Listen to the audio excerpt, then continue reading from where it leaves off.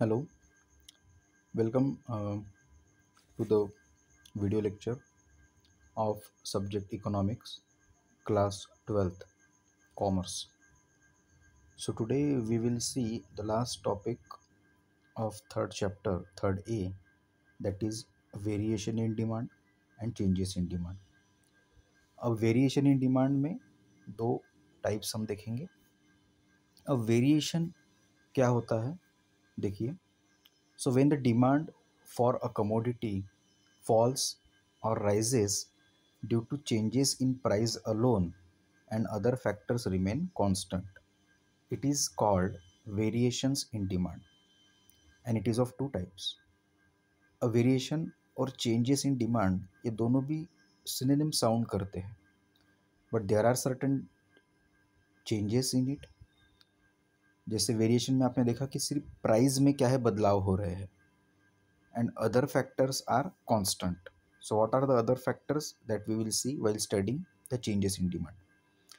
अब प्राइजेस सिर्फ बदल रही है, प्राइजेस बदल रही है मतलब क्या हो रहा है, या तो प्राइस कम हो रही है या तो प्राइस बढ़ रही है.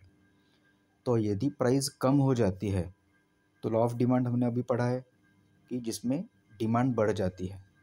सो वेरिएशंस इन डिमांड के दो टाइप्स हम पढ़ेंगे, जिसमें एक डिमांड जहाँ पे बढ़ती है मतलब एक्सपांशन ऑफ डिमांड, और दूसरा रहेगा जहाँ पे डिमांड कम होती है, that is contraction of demand. So obviously expansion of demand कब होगा, जब प्राइजेस क्या हो जाएंगी, प्रोडक्ट की कम हो जाएंगी. So expansion of demand refers to a rise in quantity demanded.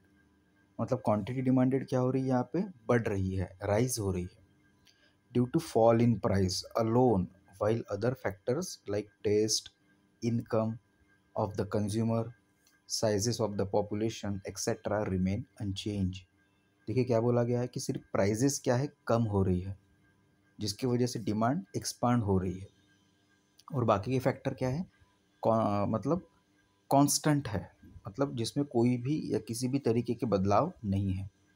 Which are the other factors then, like you can see here such as taste, okay, then income of the consumer, size of the population etc. remain unchanged. अब ये सारी चीज़ें क्या होनी चाहिए, unchange होनी चाहिए, तभी जाके एक्सपेंशन ऑफ डिमांड होगा. मतलब there should be only variation in the price itself. So demand in downward direction on the same demand curve. तो यहाँ पे एक डिमांड कर्व हमें मिलेगा जो सेम डायरेक्शन में रहेगा, लेकिन क्या हो जाएगा, डिमांड बढ़ने की वजह से डाउनवर्ड और आगे एक्सटेंड वो क्या है, हो जाएगा. As you can see in the figure number 3.7, यहाँ पे आप क्लियरली देख सकते हो ओके कि यहाँ पे क्या हुआ है, वाई एक्सिस पे प्राइजेस बताई है और एक्स एक्सिस पे क्वांटिटी डिमांडेड. ठीक है. अब जो इनिशियली जो आप देख सकते हो, ठीक है, P was the price and at that time Q was the quantity demanded. फिर क्या हुआ, प्राइजेस रिड्यूस हुई है. आप यहाँ पे देख सकते हो P से प्राइस क्या हो गई, P1 हो गई, तो प्राइजेस कम हो गई, जिसका सीधा इम्पैक्ट आप देख सकते हो कि डिमांड यहाँ पे क्या है, बढ़ गई. सो इनिशियली डिमांड कर्व सिर्फ यहाँ तक था, बट प्राइजेस कम होने की वजह से क्या हो गया, ये और फर्दर क्या है, एक्सटेंड हो गया, and this is called as the expansion of demand. Okay, जो होता है प्राइजेस रिड्यूस होने की वजह से. इसका एक्सप्लेनेशन नीचे दिया गया है. ओके, आप देख सकते हो. As shown in figure 3.7, D D is the demand curve. ये जो डी डी है, ओके, ये डिमांड कर्व है from point A to B. आप यहाँ पे देख सकते हो कि इनिशियली क्या था, डिमांड ए की थी, है कि नहीं, फिर प्राइस कम हो गई, पी से P1 हो गई, तो डिमांड बढ़ गई बी तक, और इनिशियली डिमांड कर्व यहाँ तक ही था, बट ये क्या हो गया है, यहाँ पे एक्सटेंड हुआ है. ठीक है. So expansion of demand curve as shown in figure 3.7, D D is a demand curve, a downward movement on the same demand curve from point A to point B indicates an expansion of demand. यहाँ पे क्या हो रहा है, demand expand या expansion को क्या है, ये इंडिकेट कर रहा है. इसके ही अपोजिट होगा कॉन्ट्रैक्शन ऑफ डिमांड। अब कॉन्ट्रैक्शन ऑफ डिमांड में क्या होता है कि प्राइजेस बढ़ने के वजह से डिमांड कम हो जाती है। सो सेम डिमांड कर्व हम थोड़ा अपवर्ड मूव होते हुए हमें दिखेगा। As you can see, contraction of demand refers to a fall in demand due to rise in price alone. सिर्फ प्राइस में बदल, या मतलब क्या है, ये सिर्फ प्राइजेस क्या है, बढ़ रही है, और बाकी के फैक्टर्स जैसे taste, income of consumer, size of population etcetera, ये सारी की सारी कैसे रहेंगी, रिमेन अनचेंज। इसमें किसी भी तरीके का बदलाव नहीं होगा। So demand curve moves in the upward direction on the same demand curve. Demand curve same रहेगा और ये क्या होगा, अपवर्ड मूव होगा, as you can see in this figure.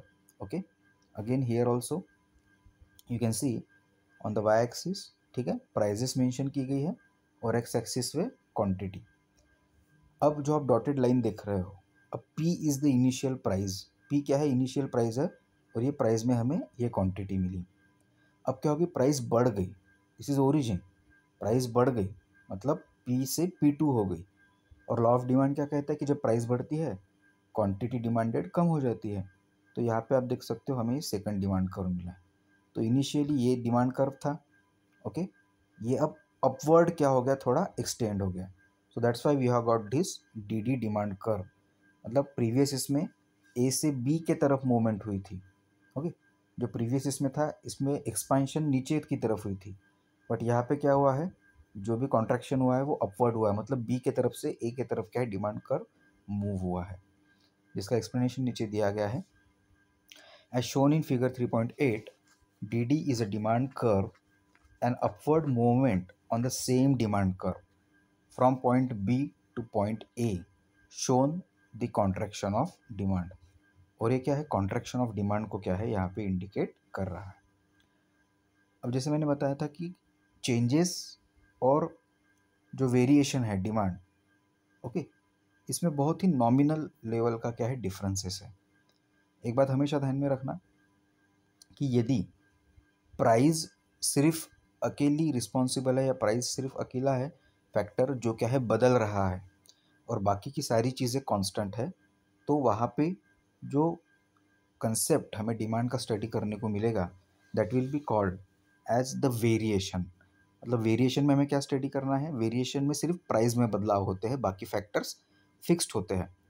और वही हम चेंजेस के बारे में जब पढ़ेंगे तो चेंजेस में प्राइस, ओके, मतलब फिक्स्ड होती है और बाकी के फैक्टर्स क्या हैं, बदलते हैं, ठीक है। सो वो फैक्टर्स क्या होते हैं that we will see in the next session.